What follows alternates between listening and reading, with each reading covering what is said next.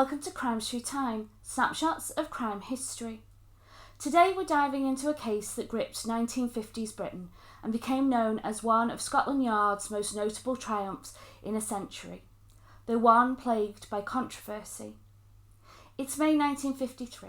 The Second World War had been over for 8 years, and the country was preparing for the coronation of Queen Elizabeth II. Street parties were being planned across Britain, with bunting, streamers and flags going up everywhere. Despite rationing still being in place, the government granted everyone an extra pound of sugar specifically for the coronation celebrations. In the affluent suburbs of southwest London, communities like Teddington still felt incredibly safe. Children played in the streets, teenagers cycled everywhere, and parents rarely worried about their daughters being out after dark.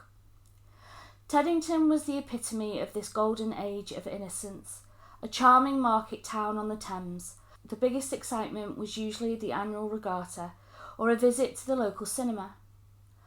Barbara Songhurst was 16, the middle child of 9 in a lower middle-class family. She was markedly intelligent and vivacious, working as a chemist's shop assistant.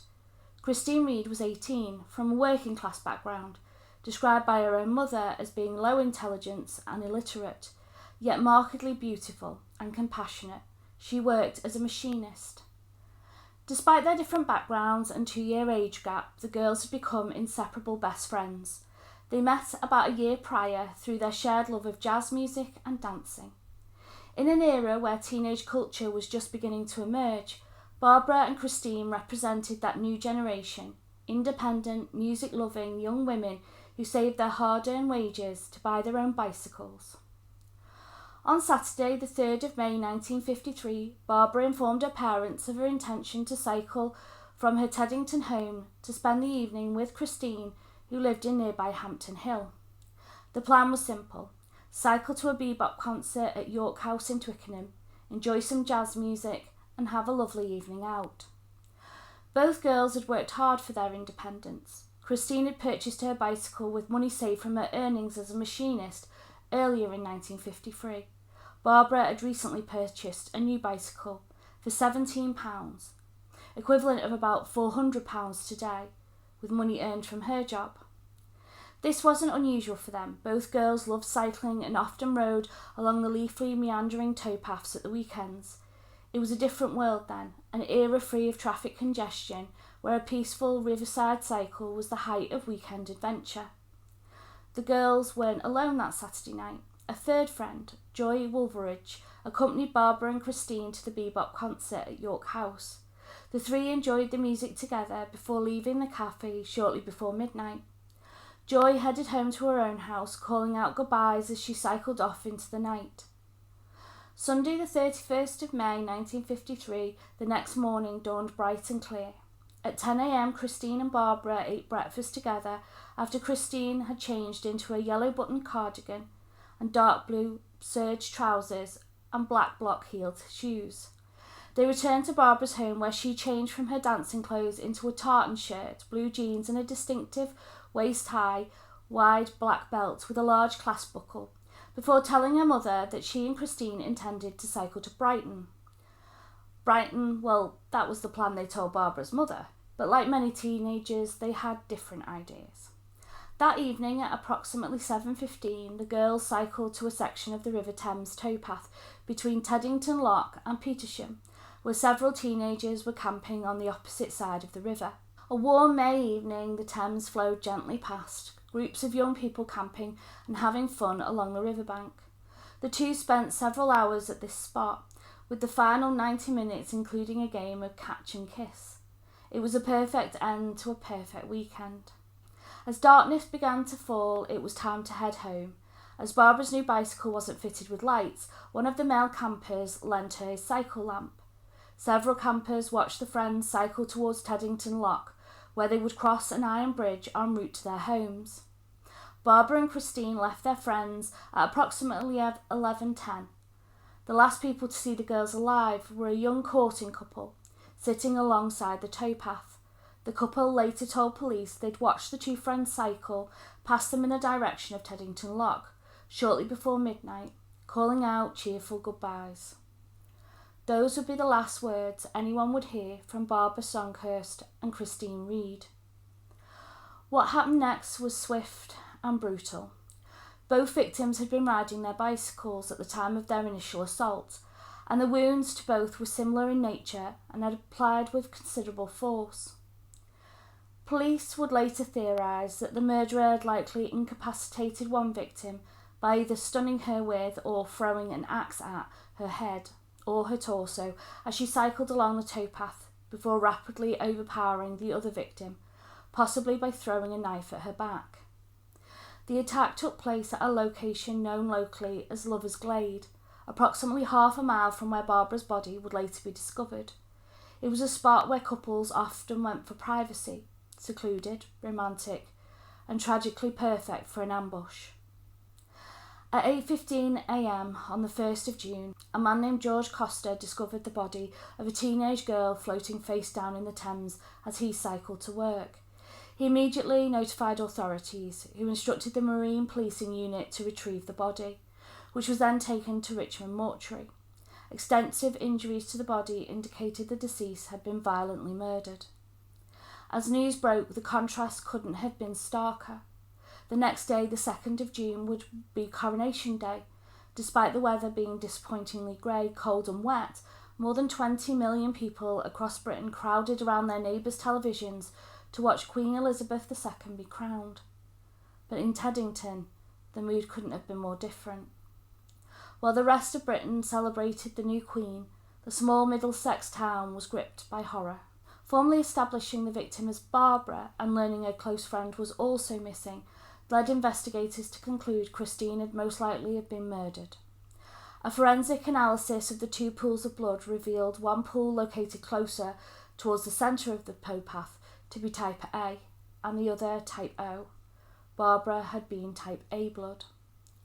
The discovery of both girls' clothing at the attack site, including 2 pairs of shoes of different sizes positioned near a poplar tree, confirmed their worst fears. A decision was made to dredge a 3-mile section of the River Thames between Teddington Lock and Richmond.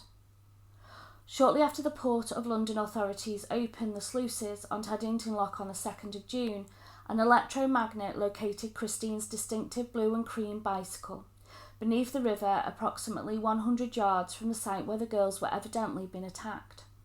But where was Christine herself? Police took 1,650 statements from adult resident males in the Teddington area. The net of suspicion was extended to men who had stayed at local hotels, guest houses, or frequented local pubs, cinemas and restaurants in the Richmond-upon-Thames area. This was detective work on an unprecedented scale. Every man in the area was questioned, every alibi checked, every possibility explored. But this painstaking level of questioning of hundreds of men came up with nothing. The Thames was eventually drained on the Saturday the 6th of June and Christine's body was found. The pathologist Keith Mant's examination revealed the full horror of what had happened to these 2 innocent young women. Both had been subjected to brutal sexual assaults before being attacked with what appeared to be a hatchet or axe along with a Gurkha knife, but were still alive when they went into the river. The police started looking further afield, and they revisited a vicious case of a rape of a 14-year-old girl on Oxshott Heath in Surrey, 8 miles from Teddington. The attack took place a week before Christine and Barbara were killed. And then, on the 17th of June, just over 2 weeks after the Teddington murders, a woman by the name of Mrs. Birch was sexually assaulted in Richmond Park. A predator was active in the area, and police began to wonder if these attacks were connected to the towpath murders. Inquiries into the rape of the schoolgirl produced an eyewitness who would see a young, dark-haired man wearing brown leather gloves and blue overalls following a schoolgirl from a distance as she walked across the heath at approximately the time of the assault. Another witness had seen a man matching this same description waiting for a bus close to Oxshott Heath and Woods shortly after the rape had occurred. This individual also added that the man had a cleft chin. A facial composite was created and distributed throughout the media. This was crucial. Finally, the police had a description of their suspect. Several days after the facial composite was released to the media, two builders spotted a man matching this description sitting on a tree stump alongside a parked bicycle close to Oxshott railway station. Both recognised him as the man they had previously worked with, Alfred Charles Whiteway. Alfred was picked up and charged with the Oxshott rape, placed in an identity parade, and he was identified by Mrs. Birch as the man who had assaulted her in Richmond Park. Alfred Charles Whiteway was 22 years old, married but separated from his wife because his pay as a labourer was insufficient to cover the rent of an apartment. So he stayed with his parents in Teddington and his wife in Kingston, frequently commuting between the two locations on his bicycle along the Thames towpaths. Here's the chilling detail. During the investigation, it was discovered that murder suspect Alfred was closely associated with victim Barbara's family. He wasn't a stranger lurking in the shadows, he was part of the community. Alfred admitted to having known Barbara and her family since approximately 1943, a decade. Though the exact nature of their relationship remains unclear.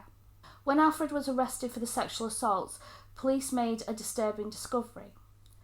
What police officers did not know at the time of Alfred's arrest was he had been carrying an axe, which he had managed to hide under the seat in the patrol car. It was found sometimes later by the police officer, but he didn't realise its significance, so he took it home and used it to chop wood. Imagine that. The murder weapon in one of Britain's most notorious crimes was being used to chop firewood in a police officer's back garden. Now enter one of Scotland Yard's most controversial figures, Detective Inspector Herbert Hanneman. Hanneman's aristocratic air led to the press dubbing him the Count. He was known for his theatrical methods and unwavering belief that he could crack any case. The Teddington towpath murders would have made him famous as Hanneman of the Yard. But here's what you need to know about Hanneman. Just 3 years later, in 1956, he would lead the investigation into Dr. John Bodmin Adams. That's a case I have covered here on the channel. A physician suspected of murdering elderly patients.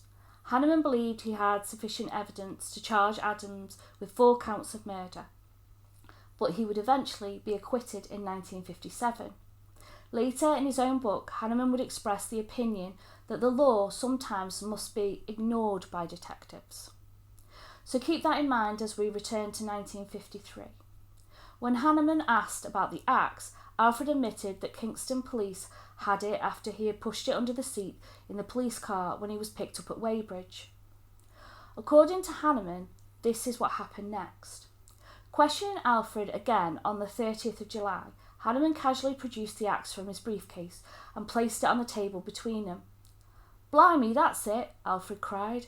"It's been buggered about. It was sharp when I had it. I sharpened it with the file."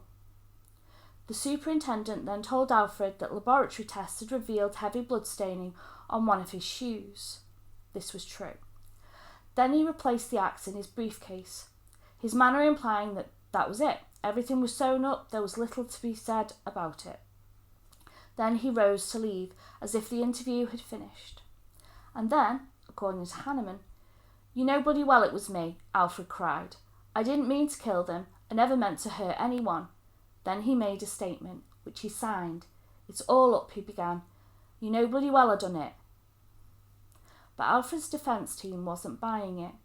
When questioned about these claims, Alfred insisted he did not know the actual content of the sole document he was signed, only that Hanneman had told him to sign a page with writing on. Alfred himself gave evidence in his defence to both prosecution and defence counsel. He denied ever having confessed to the murders and insisted he only applied his signature to one caution. Now, Alfred was brought to trial at the Old Bailey for the murder of Barbara on the 26th of October 1953. He was tried before Mr. Justice Hilbery. Here's an important detail. Alfred's blood type was determined to be the same as Christine Reed's, so greater physical evidence existed to connect him to the murder of Barbara. So this is why the Crown opted to try him solely for Barbara's murder but not Christine's. Because remember, these are capital murder cases, so whether he's convicted of 1 or 2 murders, it's still going to be the noose. The defence consisted of solicitor Arthur Pothrow, who instructed two junior barristers, Peter Rawlinson and Michael Havers. This case would make both their careers. Rawlinson would later become Attorney General and Havers would become Lord Chancellor.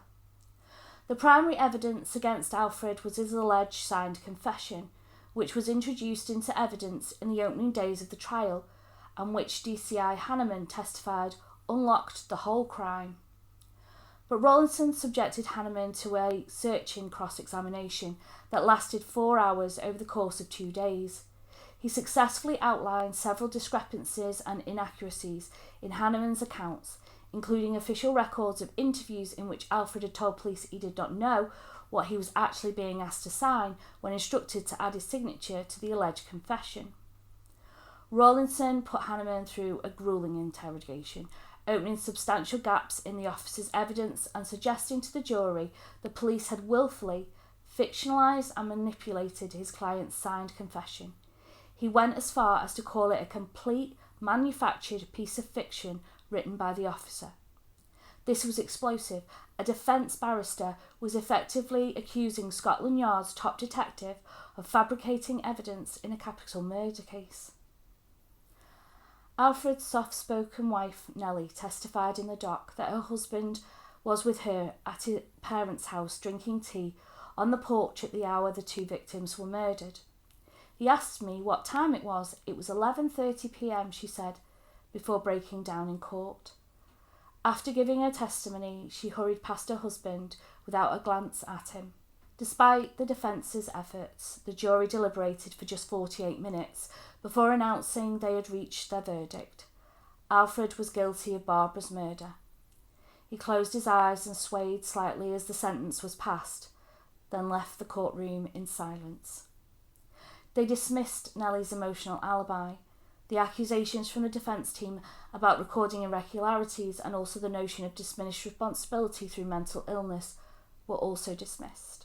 Alfred did appeal his sentence, but it was rejected, with Lord Goddard describing the case as one of the most brutal and horrifying crimes he had encountered in his many years of service. Upon hearing the rejection of her husband's appeal, Alfred's 18-year-old wife burst into tears and had to be assisted from the courtroom. Alfred Whiteway was hanged at Wandsworth Prison on the 22nd of December 1953. His executioner was Albert Pierrepoint. One of Alfred's last actions in life before walking to the gallows was to hand a Christmas card to a prison officer, asking that the card be posted to his wife and infant daughters after his execution. But was justice served? The evidence suggests Alfred was almost certainly guilty. The blood of the victims was on his clothes, shoes and a weapon in his possession. He had the means, opportunity and was linked to other sexual assaults in the area, but the methods used to convict him raised serious questions. Although contemporary press reports of Alfred's trial were critical of the defence's insinuation that police had fabricated evidence, later revelations of their tactics and Hanneman's subsequent admissions expressing his belief that law sometimes must be ignored had led many to believe that Alfred's confession was indeed a fabrication. The Teddington Towpath murders marked a turning point in British criminal justice. They emphasised the need for improved forensic procedures, proper evidence handling and stricter standards for police interrogations.